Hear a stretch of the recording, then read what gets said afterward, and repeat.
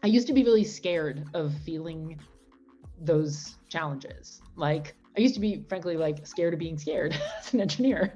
Um, and I think like I've learned to more and more sort of embrace that and trust that I'm going to be able to figure it out. That's the key. Um, and then know that, I will figure it out. It'll be super satisfying. Hi innovators, welcome back to NetworkHer's Fireside Chat. I'm your host, Rachel McGee, and a little bit about NetworkHer is that we're an organization dedicated to helping high schoolers connect to industry professionals who are part of gender marginalized communities. If you're interested in learning more, go to our website and socials, which will be posted in the description below. In today's interview, we talked to Kim Swennen, who is an actress turned software engineer, which is so cool to see as someone who's interested in both music and art and also STEM. If you want to learn more about our journey, stay tuned and enjoy. Hi, welcome to NetworkHer's Fireside Chat. Today we're interviewing Kim Swennen. So Kim, can you tell us a little bit about yourself? Yes, my name is Kim. I'm currently living in London, and I'm a senior software engineer for Google. I work on Google Arts and Culture. So can you just tell us a little bit what piqued your interest in software engineering and what kind of led you to choosing that career path? Yeah, I didn't choose it originally. I spent many years as a professional actor in Hollywood before I became a software engineer, which I don't think is very common. So my undergraduate degree was at Yale and was actually in theater studies. And I took some computer science classes and I knew I really enjoyed it, but I sort of honestly, I assumed I was too old to get into the field, which is really hilarious since I ended up going back to school for a master's degree in computer science when I was 30. And I went to UCLA for that. And so I did undergrad, then I got a master's in Shakespeare, and then I was acting in Hollywood for like 7 or 8 years. And then I decided that I wanted something a little more stable for one thing, because acting's not stable. Who knew? Um, and then and I also I remembered from the computer science classes that I'd really liked problem solving and that kind of like mathematical, like analytical thinking. And I'd loved math in high school. Um, and so I sort of started thinking, well, I'd love to get into engineering, but now I'm definitely too old, is what I was telling myself. And thank goodness I had people around me, including a friend who was a software engineer, who were like, no, you could totally do this. This is not rocket science. Like, you will go to school, you will learn things, you'll figure it out. And so sure enough, I did get into UCLA and I did a master's in computer science, and then Google hired me right out the gate. So I got very lucky slash was well prepared. I don't know. It's probably a mix of all of the things. Um, yeah, so I've had a circuitous route getting into STEM. But I like sharing that because I think a lot of people think that unless you've been coding and interested in computers since you were like 11, then there's like no way that you could sort of get into it later. And that's definitely not true. Your path is so interesting because I'm interested in pursuing engineering, but I also love like music and I don't want to give up that part of my life to pursue Yeah. a degree in STEM. So it's very inspiring hearing just your path to becoming a software engineer. Do you still act or is that more of a thing of the past? I haven't, oh no, God, I still will. I haven't much because the pandemic hit, so nobody was like leaving their house. Um, but I did a play in 2018 while I was an engineer. So it was really fun for my engineering colleagues to like come see me in the show. And I will do shows again. So no, it's like, it's a passion. It's something I love. I didn't want to do it for a career anymore.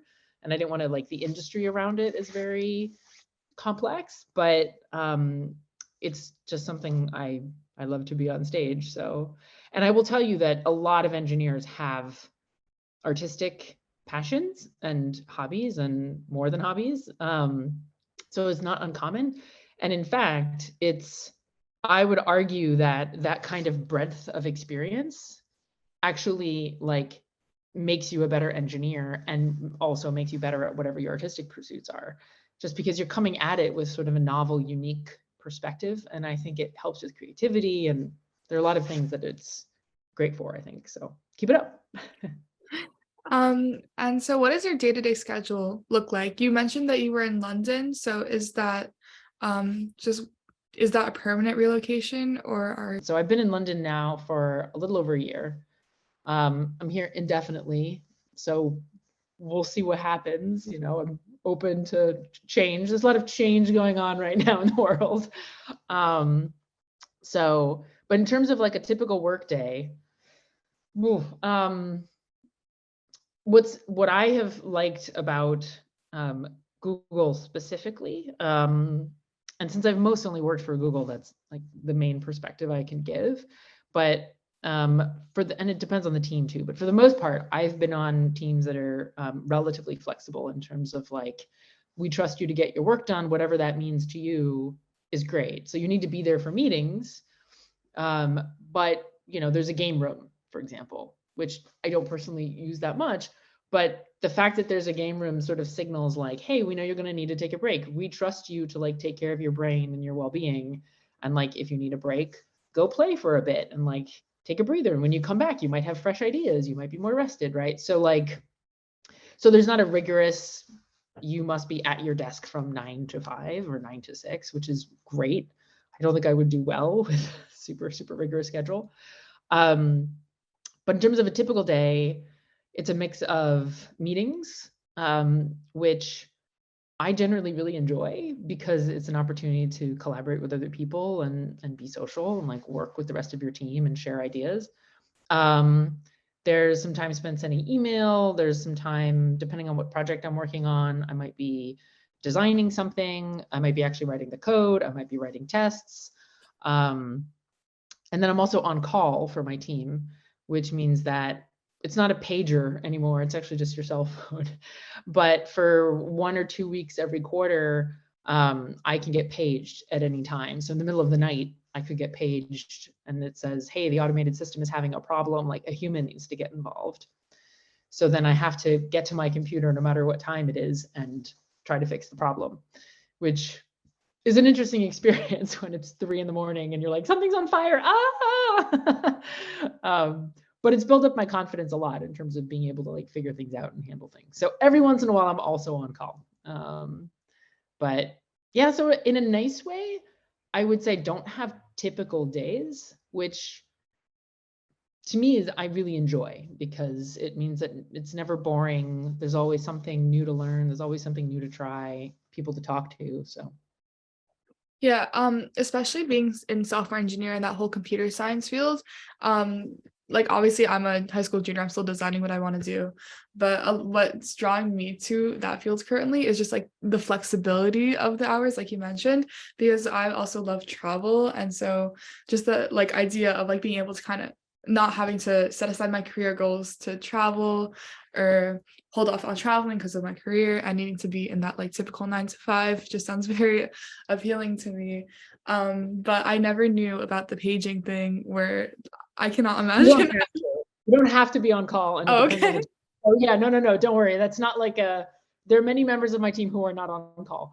I do it because some part of me enjoys it in a weird way. And, and it's a nice way to like help the team out.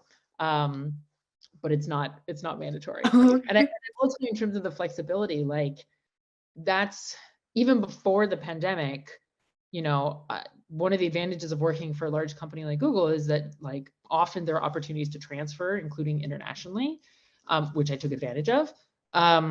So that's awesome. On top of it now, because of the pandemic, a lot of tech companies have remote work opportunities. And so that is totally on the table. Some companies are fully remote. There are pros and cons to that. So like some part of me, there was a program even before the pandemic. Oh my gosh, what was it called?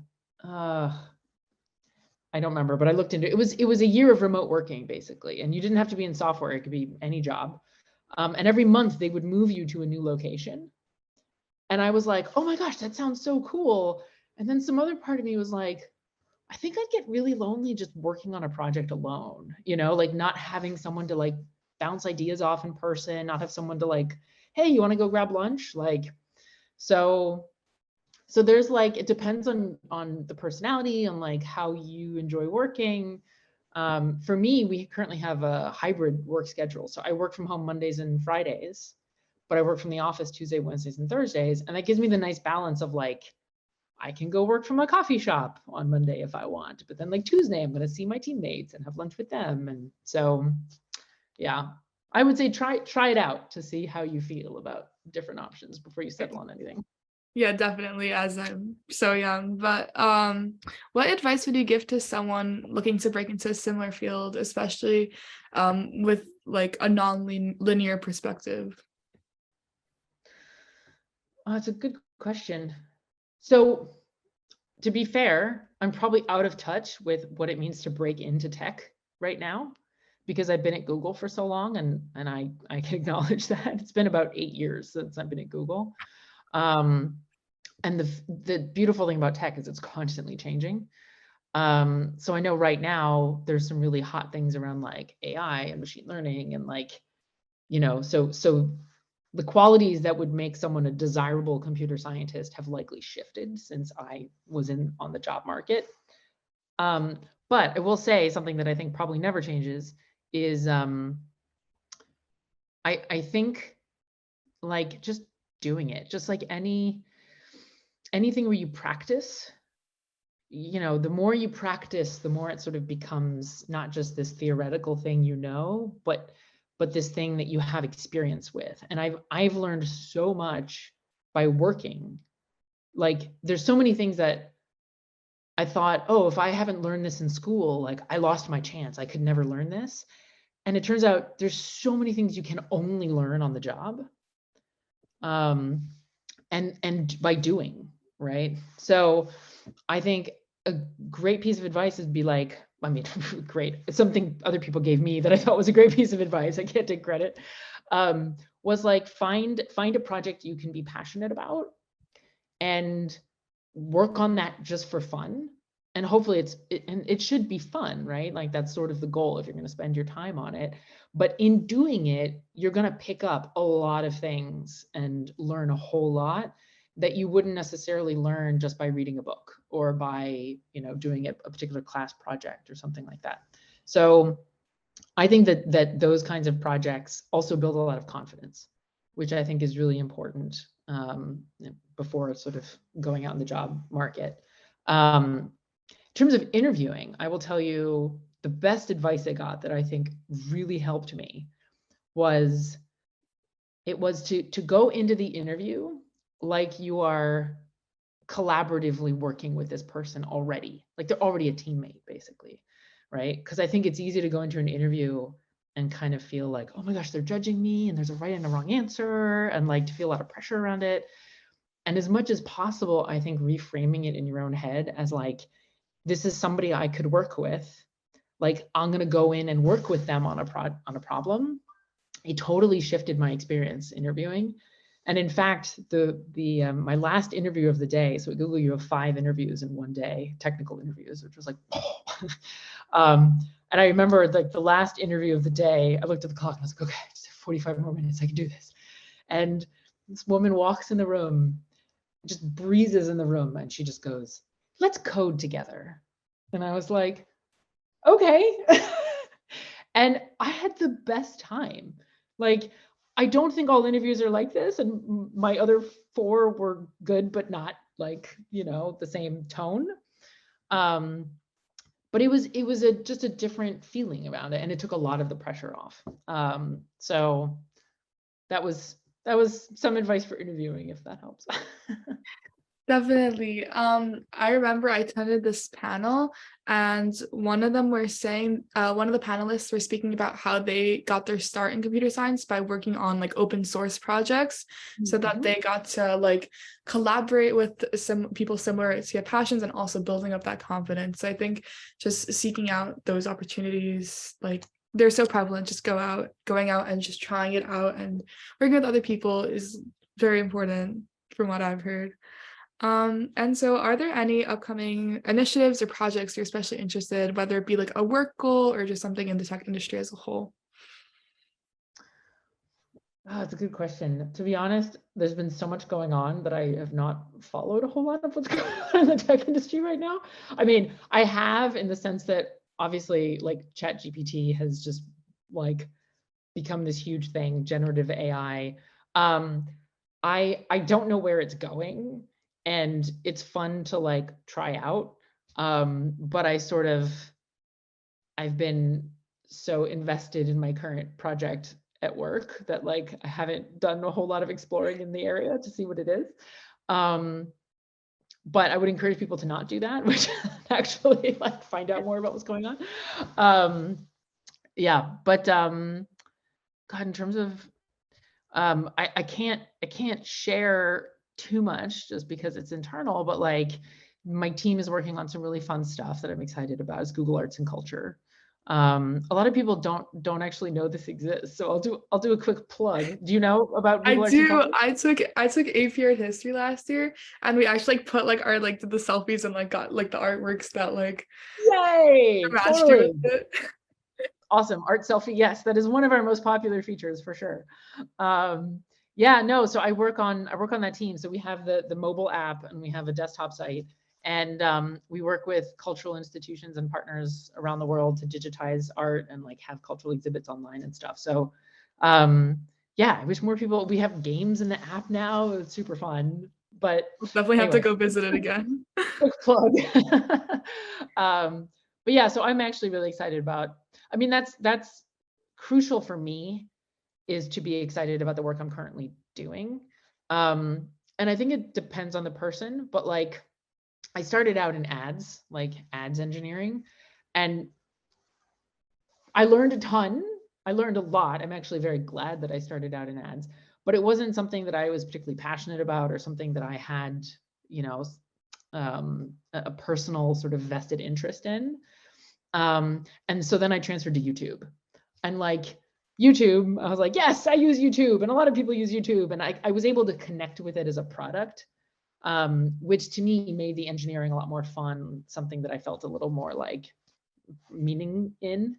And then I moved to Google Arts and Culture, and same thing. So I would say finding like I can get excited about most things,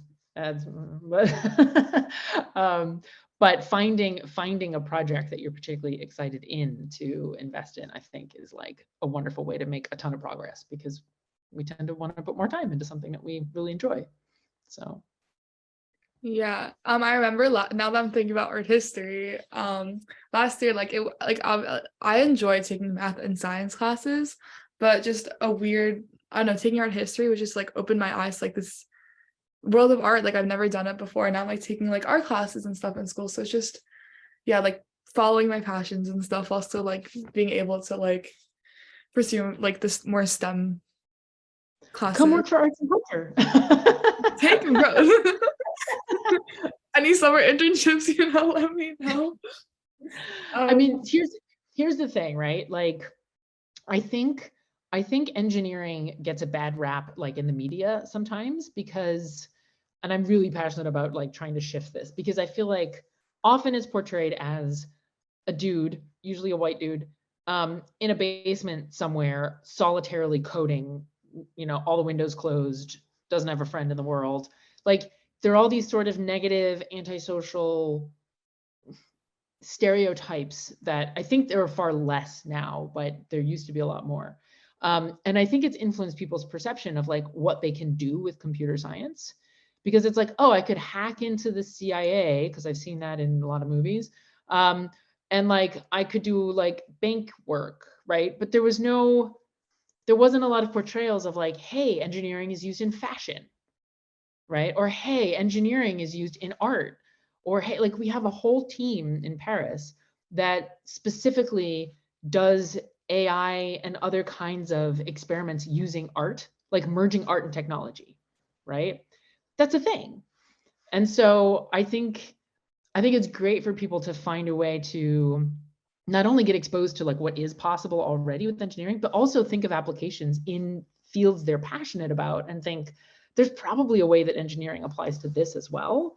And I can merge my love of X and engineering and like come up with some new awesome project or some new idea. And I think that field of possibility is infinite, because I mean, like I know a woman who is a robot choreographer. Not even kidding. She's a trained dancer. She's also an engineer, and her job, the main thing she researches, is like choreographing robots and merging them into like human dance and then doing performances. There you go, right?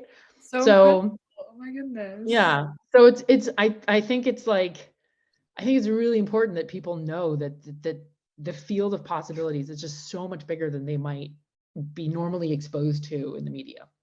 So Yeah, so Google is a huge company, obviously. But do you still feel a sense of like company culture, and what does that look like for you? yeah, it's easy to forget how big a company it is just because like you kind of just know your office and like know your team. And so I worked in the Los Angeles office for like 6 years, and then I transferred to London. And the LA office was such a like tight-knit community, you know, so I'd go to the gym and meet people from all different teams, and like or you'd go to lunch and you'd like become friends with people on totally different teams. And so that was, I think culture, it's hard to use a term culture to discuss an entire organization like Google, because, or any big tech company really. And obviously this is my personal views, but because I think there's so many different levels of culture, right? Because you're going to have like the culture of the office site wherever you're at. You're going to have the culture of the team you're on, and then you might have a sub team. So in my experience, like I've loved the teams that I've worked with. I've gotten close to my teammates, and I was really scared. Like, I'm way too social a person. I'm way too, like, I need to at least see the light of day, not be in the, I'm exaggerating, but, and then the next year I got an internship at LinkedIn and was on a team where they were super tight knit. They hung out with each other. They immediately welcomed me into the group. So I started like going to dinner with them and like going to the movies and like, you know, and I realized partway through the summer, I was like, oh my gosh, this is like a theater company. Like I all of a sudden realized, I was like, oh, wow, wait, so it's the same sort of, I'm getting the same vibe. So like, that's great. You know, that's the kind of thing I want to find again. And not every team will be like that, right? I mean, it's all going to depend on the company, on the people you work with. It's all sort of a big mess of complex variables. But I think if you know that that's something that is important to you, you can find it.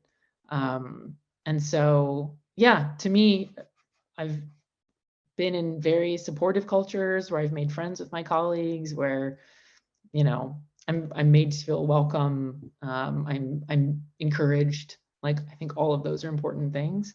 So yeah, I'm very grateful for that. So what is your favorite part of your job? I would say the people. I think that's the top thing. Is the people I work with. And then I would say I get a lot of satisfaction writing code.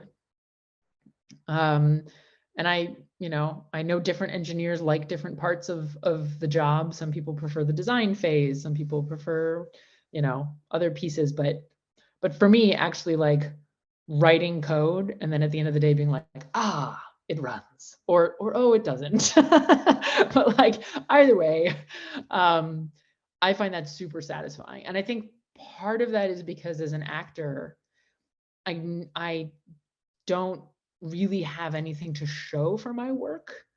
So like you can have video, right? You can have a recording of a performance, or a TV show, but it's not quite the same satisfaction as like, I built this and here, try it, you know? And that's something that I find super satisfying. And knowing that users are like running my code however many hundreds of thousands of whatever times a day, like makes me happy.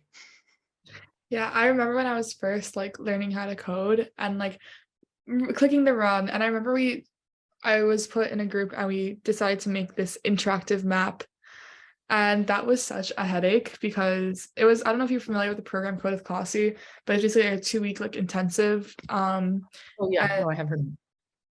so our final project was based around creating this like interactive map, and you can click on it and it takes you to a different web page.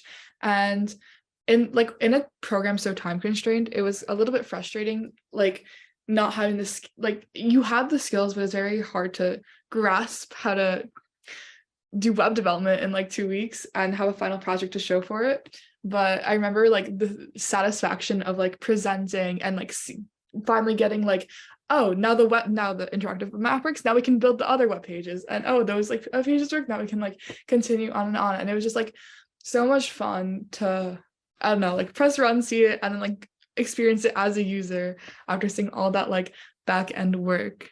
I don't know.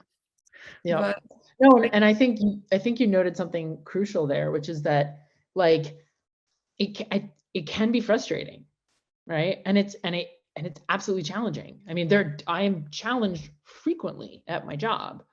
Thank goodness. I would be so bored if I wasn't, right? Like, and it wouldn't be as satisfying when something does work if you hadn't sort of had to figure it out. It's sort of like a puzzle, right? This is the analogy I give. Like, if I handed you a puzzle and it had 2 pieces, and I'm like, have fun, you'd be like, right? But like 100-piece puzzle can feel, maybe not 100, I haven't done a puzzle in a while, 1,000, let's go big. Like 1,000-piece puzzle, right? Like, yeah, there are going to be moments you're like, oh gosh, I don't know where to go next. I can't find the pieces. Half of them fell on the floor. Like, but that means that by the time you put it all together, you go, oh, I did it. Oh, I made it. I did it. I finished the puzzle. Like you get that much bigger of a high from having like successfully overcome a challenge. So I think that's something to keep in mind.